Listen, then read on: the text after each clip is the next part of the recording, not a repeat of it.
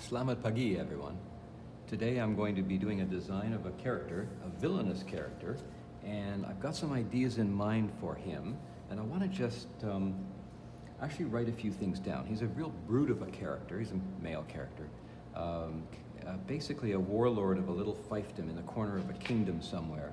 I'm thinking very broad-shouldered and lean around the waist, but I'm more interested in the face right now. What I want to do is I want to write down a kind of a short list to start with. I've had some ideas.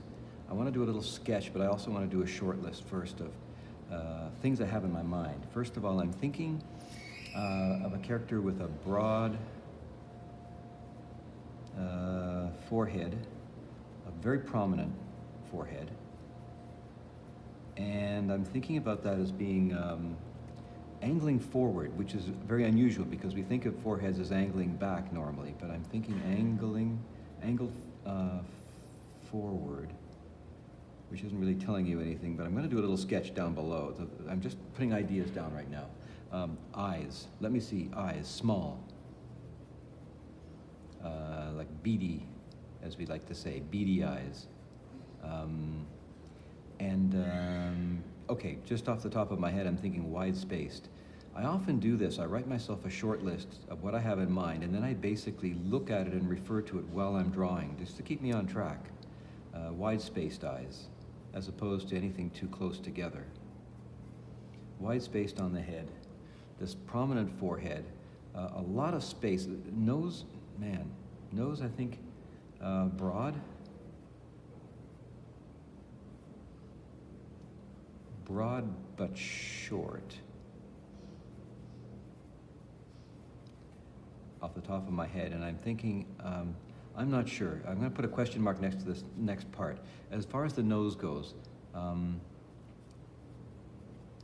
hawk-like, even though it's short, I'm thinking about the general shape. If you looked at it in a side view, hawk-like, or what we would call snub nose.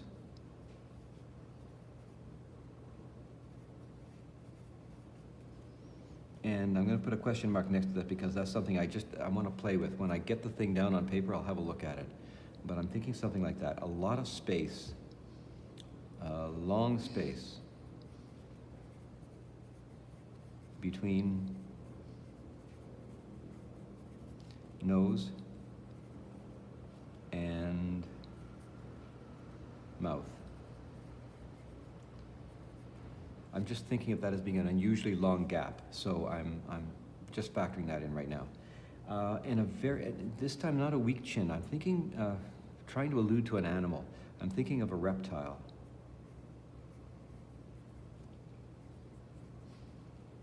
Reptile-like mouth and jaw.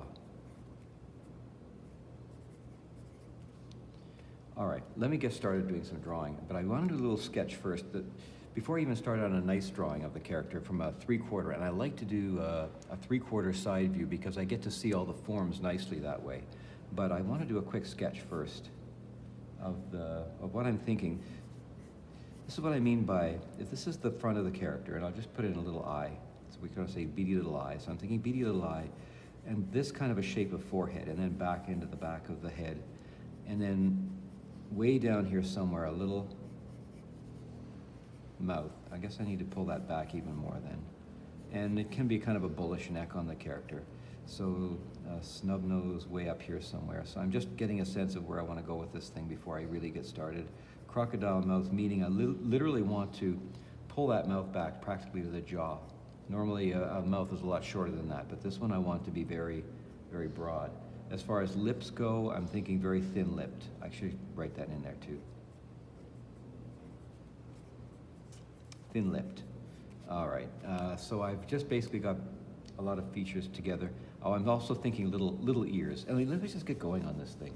So first I want to get a general shape in place.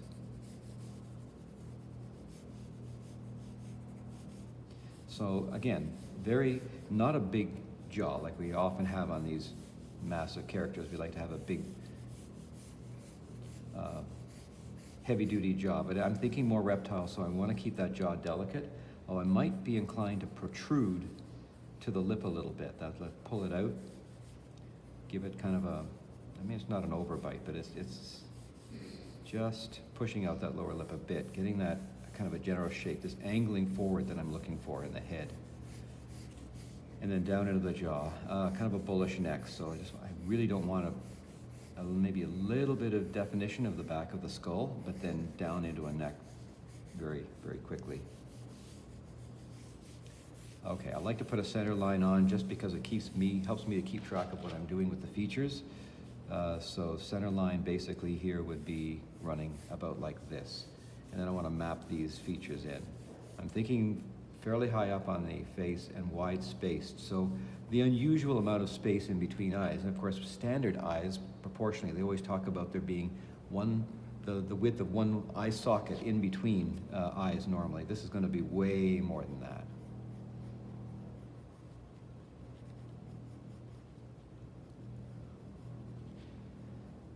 Because I want them to feel like they're curving around a curved space, I want to make sure that the eye on the far side feels a little narrower than the one over here. It's going to create that wraparound feel to the eyes.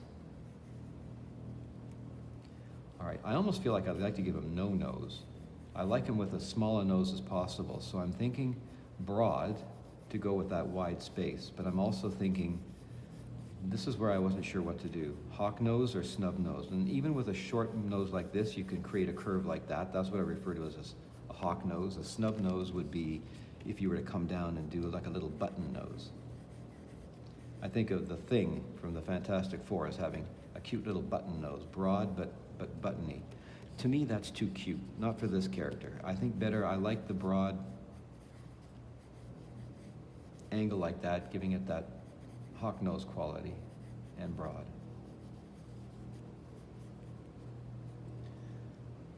Brow in close to the eyes, I think, to give them that really sort of cruel, mean, intense look. And then on up, and if anything, I want to push that forehead more,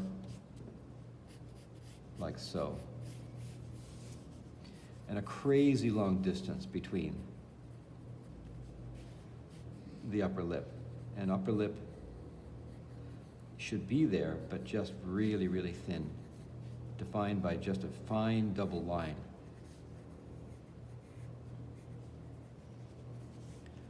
Ears, yeah, definitely's got ears, small, because I don't want them competing with other features. I think that the danger you run into is if you try to make all the features over the top with a character like this. You have to pick your battles on a thing like this, and I think in this case, the distinctive features I'm looking for is the big protruding forehead, and of course the smallness and width of the eyes is another big feature, and this crazy gap here. I think that's enough.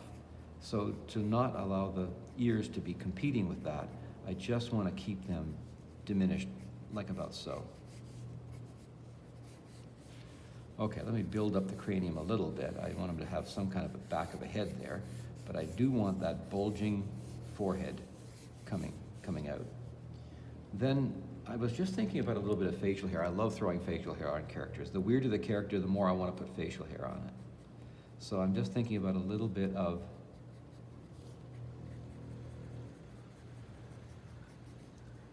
a wispy mustache that just kind of disappears as it reaches the center. And that might be enough.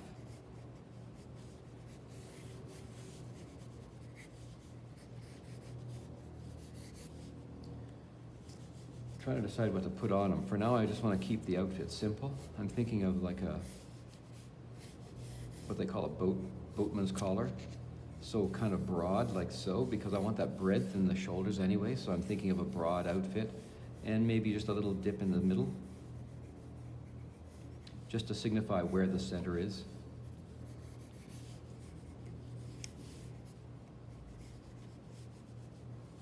Yeah, really, maybe if anything, even closer with the brow.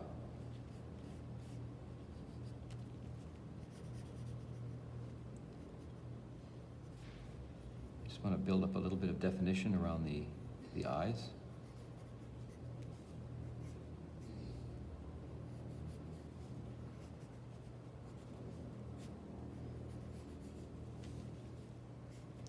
And around the brow. you could actually show a little of that center line, leave it in. Very often a center line like this, of course, is only there to help when you're laying features in on the face, and then you want to get rid of it afterwards, and I certainly want to get rid of it up here. But I think this little bit under the nose is not a bad thing to keep in.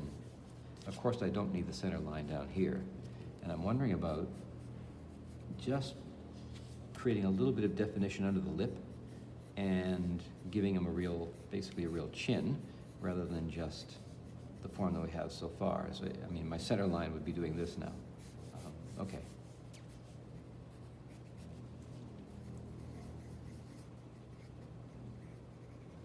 I don't know, some kind of a thing on his ear. He feels like a crazy pirate to me right now, so I just feel like I want to put something on his ear.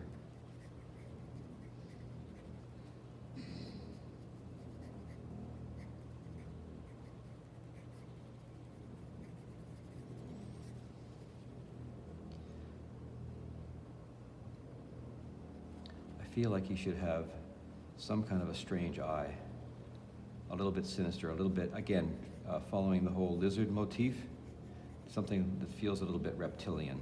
So I'm just going to push that in there.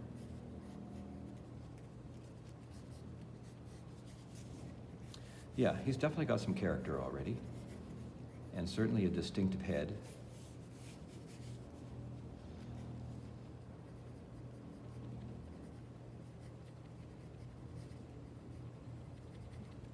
All right.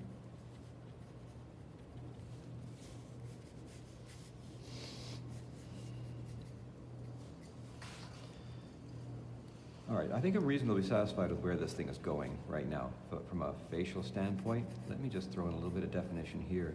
I was wondering about something else, something inhuman.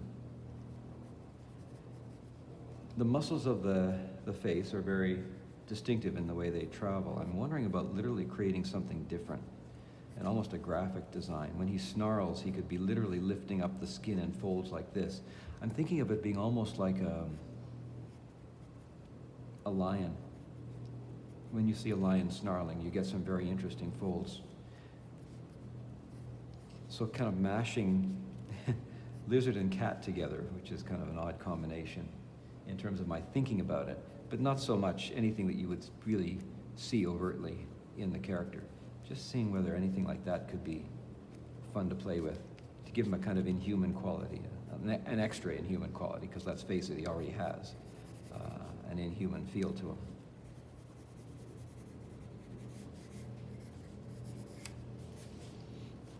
All right, well, I think I like where the head's going. Now I've got to really design the figure for the character, so let me just grab a fresh sheet. I'll put this aside, and I'll start to think about that body type I was talking about. Cartoon broad. What I'm thinking about is that the character can still be fairly wide when you see him from the front. I don't want him to get too narrow here, but if you saw him from the side, he'd be quite svelte. I'm not thinking of a character that has a great belly on him.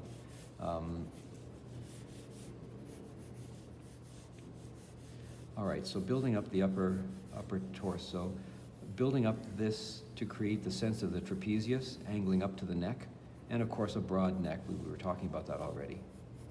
Throwing in the deltoids. Crazy massive deltoids, I think, and very, very heavy, stocky arms.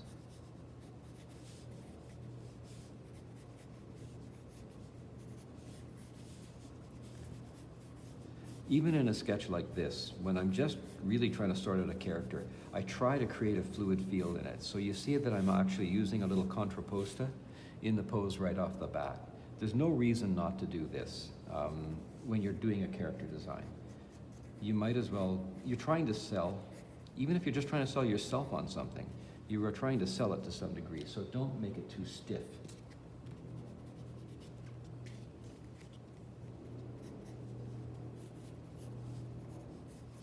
Pull that in a little bit. Just start building that up.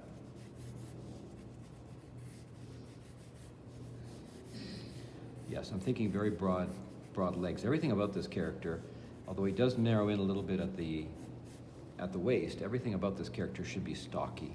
I'm thinking we have we have a term, built like a brick house. And the idea of being very stocky and blocky and very strong and solid looking, that's what I'm aiming for with the character's body here, the body type in.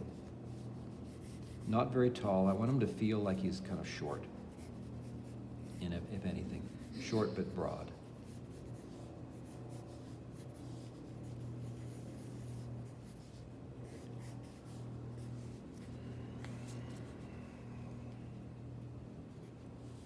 Just as a little tip in general drawing, one of the things that I've found that if you want to keep a character looking fluid, having a nice flow to them, try not to have the alignment of the head perfectly match up with the alignment of the upper body. What you should be doing is thinking about some other angle to put it on.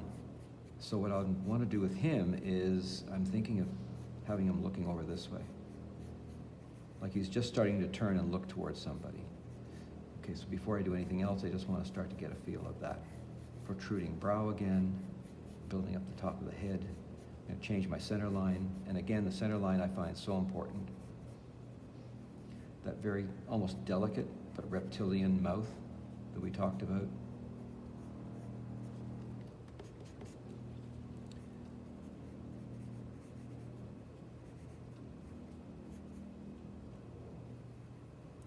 Those wide-spaced eyes and very small. The broad nose, angling down, kind of a hook nose.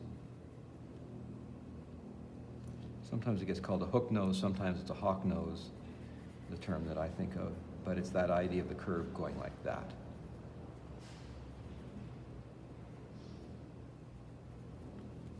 Those little ears. I like to get these landmarks in quickly, figure out where I'm going with all those key landmarks, and then work the rest of the features around it.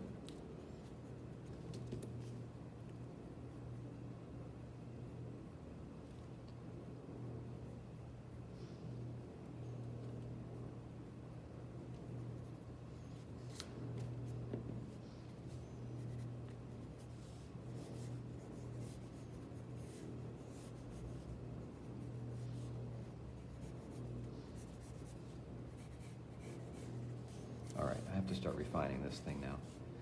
Am I broad enough? Have I cartooned it as much as I want to cartoon it? I'm thinking I'd like to push a little bit further out even than I have right now. If I'm going to go for this, let's go for it whole hog. So I just want to make some adjustments on the sizing of the character.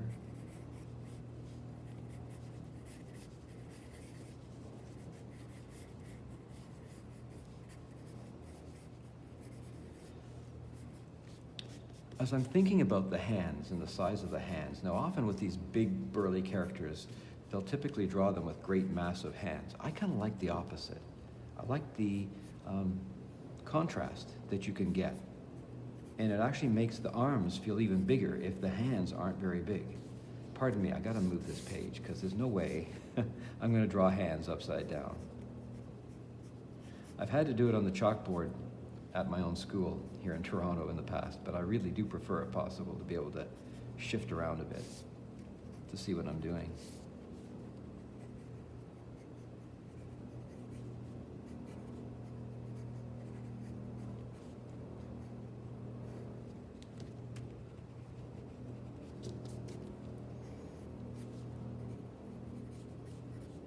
So I think dropping the deltoids in about to here, and then here.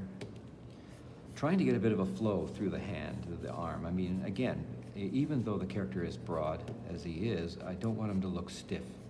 So even through the arm, I'm trying to get a bit of a curve flowing in. What we do at the change up at the wrist will often help with that as well.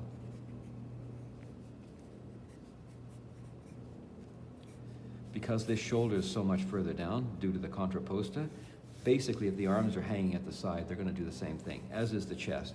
That, they're all going to line up with each other. So the normal positioning of the hand relative to the knee, for instance, is going to change up a little bit. Higher on this side, lower on this side. Again, I think I'll just broaden this lower leg a little bit more. I don't want as much definition as you'd have in an average person. I also find it's kind of useful sometimes to just put a center line down a leg. I don't really find it useful to do center lines on arms, but they can come in handy when you're drafting up a character's legs.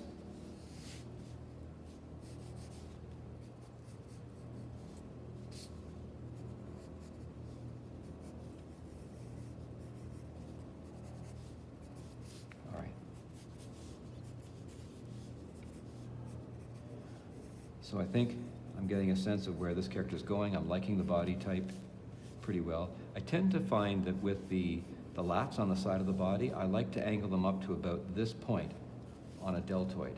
Not right to the end, but about 2/3 of the way across. And so it feels like that's about right in terms of the natural lining up. If you end up with a deltoid up here somewhere and it's ending around here, it feels like the character doesn't have enough back.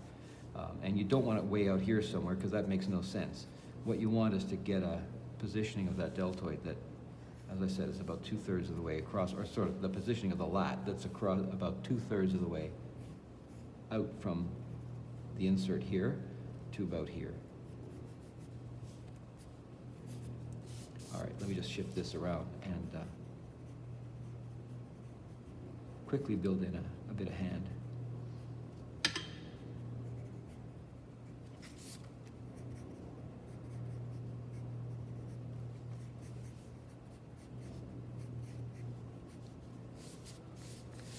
See if I like where this thing's going. Can you see what I mean about changing the head position? And imagine if this character was just looking straight forward. Would it be as interesting a pose? So the notion of always looking for opportunities to shift the head, tilting it one way, angling it up or down relative to the alignment of the torso, I just find that a really, really handy a little rule of thumb. I mean, obviously, rules are meant to be broken. Sometimes you'll need to keep that perfect alignment, but when you don't, it's worth it to consider changing up the angle of the head, and you may get a better pose out of it. All right, am I getting that brow coming as forward as I want it to be? I feel like I want to push it even further up here, based on what we did on the other page. Really get that thing working. And I'm wondering if I'd like to even play with the eyes being further apart than I've done here. So I'm just going to push them a bit more.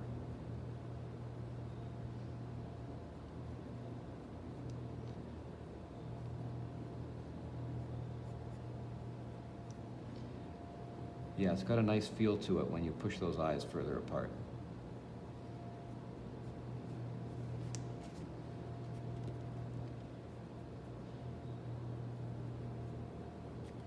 Just trying to refine this, and let me just clear up what's going on with this mouth here.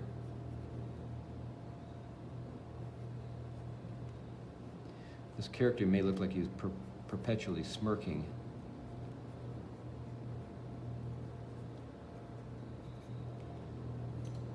Like they talk about a crocodile smile. A reptilian, broad, stretched out mouth often feels a little like a smile.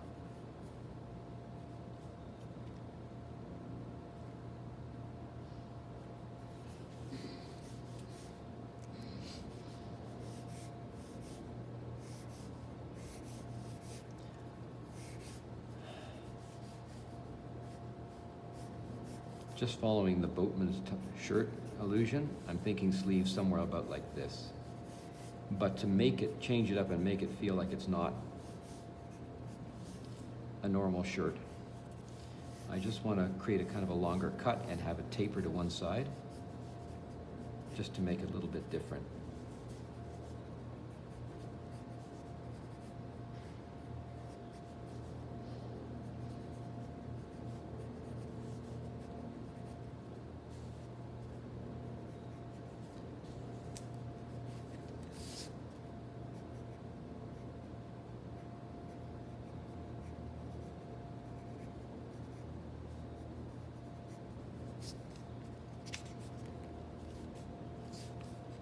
try to get a peek of that other, but I think the knuckle's enough.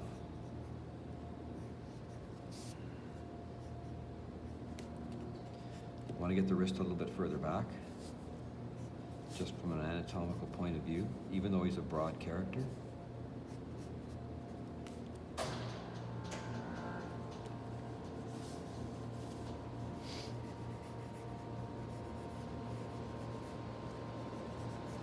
And I think I should wrap this up fairly quickly, but I'm just going to suggest some kind of a fairly high boot just below the knee for the character, and maybe kind of a baggy pants arrangement.